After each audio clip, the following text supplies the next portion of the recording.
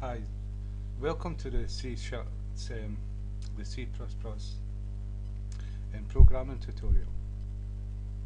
This is the fourth one. The last one we looked at integers, floats, strings, characters, etc. And what we're going to do in this one is we're going to look at operators. And so what we're going to do is I'm going to take all this code away and start again. Okay, and so we're going to do a few integers. num1, int num2, int sum.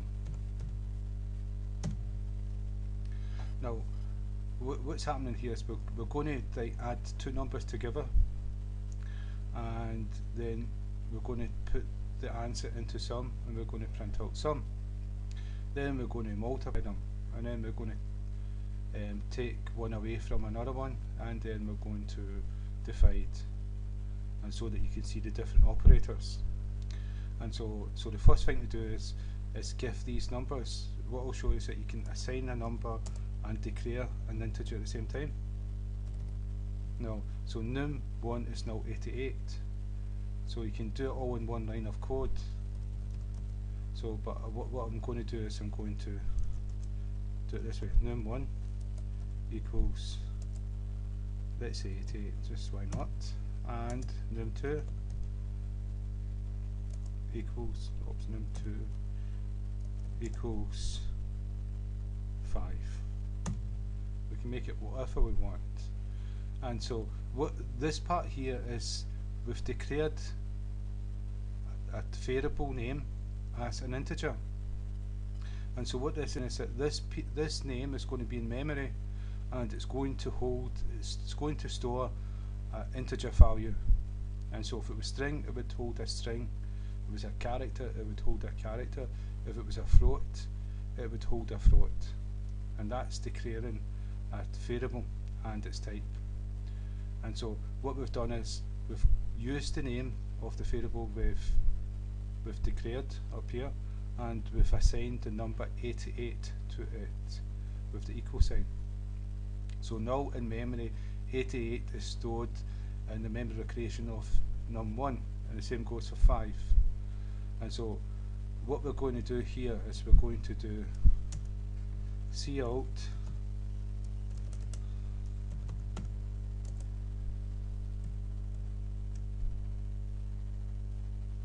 I've lost my cursor. Okay, it's back again. And so we've got cout, and what we're going to do is num1 1 as a string. We're going to go a string num1 equals, and then we're going to end the string, then put in num1. And if we run a program, first we'll save it, compile,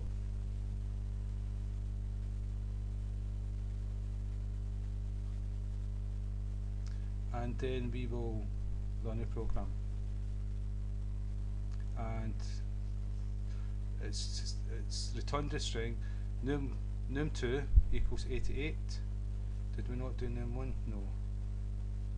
Yeah, so I've got it mixed up. num1, there you go. Whatever we type here, it's going to be a string that's printed to screen, and then we could print anything. And num1 is going to print its value, which is 88. So if I save, compile, and then run the program,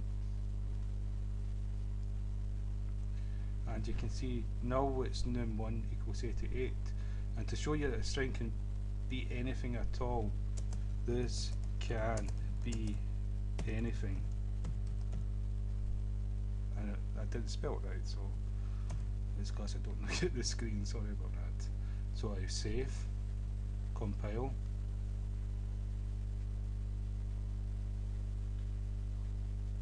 and run the program. And there you see that this can be anything, 88. So that's what I was showing you there. And so what we've got here is, so what we can do is we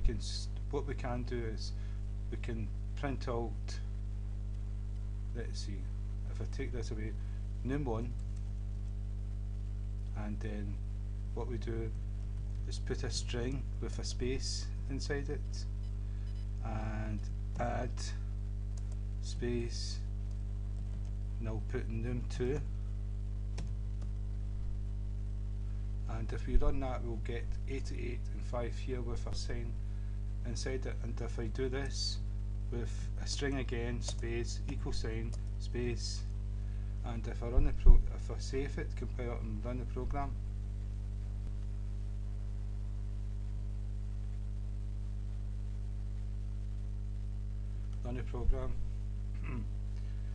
this is what we printed out to screen, num1 and num2, so 88, and then this was a string plus, and this was a string equals, so that's 88 and that's 5, and that was a plus, and that was a plus. So after that what I'm going to do is sum, but we've not given an answer to sum, we've not sum is actually here, so we've got to move this here. Right, we've not given an answer to sum yet, but sum is going to equal, sum equals num1 plus num2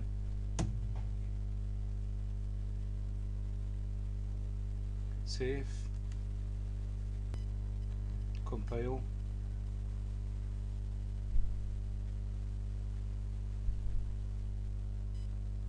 and run.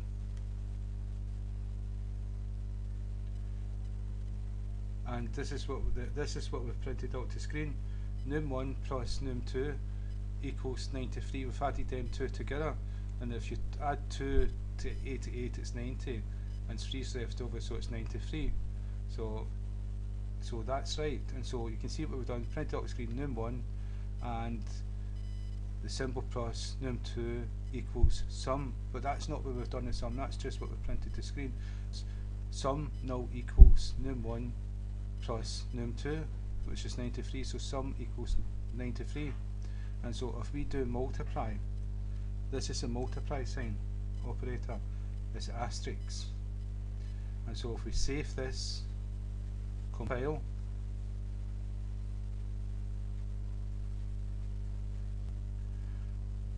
and run a program, 5 times 88 is 440, because it's half 880, half of 180, so that's right. And so we've still got the plus sign, we've still got the plus sign because we've not changed what we're printing out to screen, so we'd actually just have to change that to multiply x. And if we save it and run it now, compile, run, and there you go, 88 times 5 is 440. Right, and so what you have is you have that's multiply, this is divide. I'm not too sure if it's forward slash or backslash. If I save it and compile it, if it's wrong it will throw an error.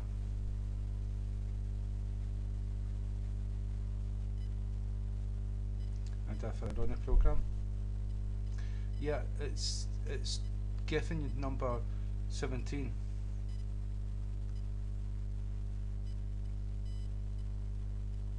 So it's given number 17. So 5 goes into 88, though we've not changed it to a divide sign, and 5 goes into 88 17 times, and it leaves over 3. You notice the remainder's not there, and this is computer program. You have a divider that returns the division without the remainder, plus you have a moderator, it's called, which doesn't return the division but returns the remainder, and I'm going to show you. So that is a divide, but if I put a percentage sign, if I can find number 5 there. So we're going to divide with the moderator, which will return the remainder, which should be 3 if I've got it right. Compile.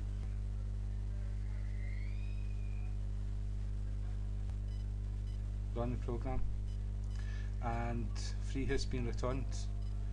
So what you've got here is you've got 88 times 88 divided by the moderator, which goes in 17 times, and 3's left over, and this is the 3 that's left over.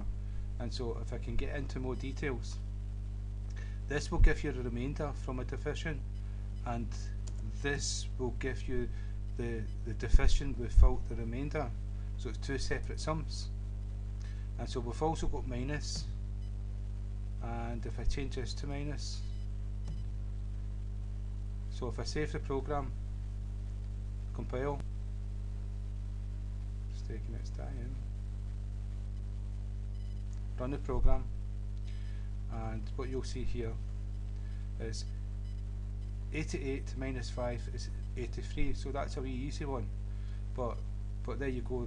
So that's the operators that we've got for doing mathematical equation.